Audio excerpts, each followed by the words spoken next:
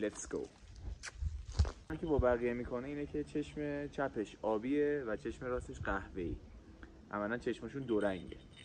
خب یه سری فرمانی مثل بشینو خیلی خوب یاد گرفته. مثلا وقتی که بهش میگین کوکو کوکو بشین بشین بشین بشین، آفرین. فرمان بشینو معمولاً سگا خیلی راحت و سریع یاد میگیرن، ولی فرمانهای دیگه مثل بخواب یا برو یا مثلا اینکه بیا رو خوب یاد نمیگیرن. در کل یه سری تریپ داریم که من برش تهیه کردم، با اونا میتونیم آموزشش رو خیلی بهبود ببخشیم و سریع کنیم، مثل خوراکی‌های ریز خشکه که کمکش میکنه که بهتر آموزش ببینه. حالا من میخوام یه سری آموزش رو براتون بذارم که نگاه کنین و ببینین چطوری بهش آموزش میدم. خب ما اینجا یه سری تریپ داریم. این تریپ ها رو من قبل تهیه کردم. عاشق ایناست، یعنی به عشق ایناست که فرمان میگیره و گوش میکنه و من این رو تو جیبم قرار میدم، یکی یکی میارم بهشون بیرون و بهش فرمونا رو میگم. بیا بشین. فرمان بشین رو از اول خیلی سریع یاد گرفت، خب ولی حالا من میخوام فرمان بخواب رو بهش یاد بدم. اینو میذاریم روی دستمون، شستمون میاد روش.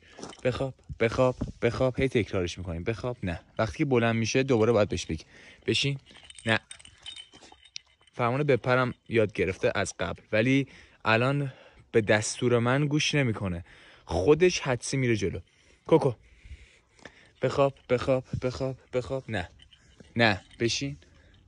دوباره بخواب بخواب بخواب بخواب، آفرین. بخواب، آفرین. این هم تشویق تریپی میشه، غذایی میشه، هم تشویق نوازشی که بفهمه که کارش درست بوده. فرمان بخواب و انجام. حالا اینو ما چند بار پشت هم تکرار میکنیم. به چه صورتی دوره؟ بیا. این همزمان فرمان بیا هم داره یاد میگیره. دستتو آزاد کن. اول وایسا.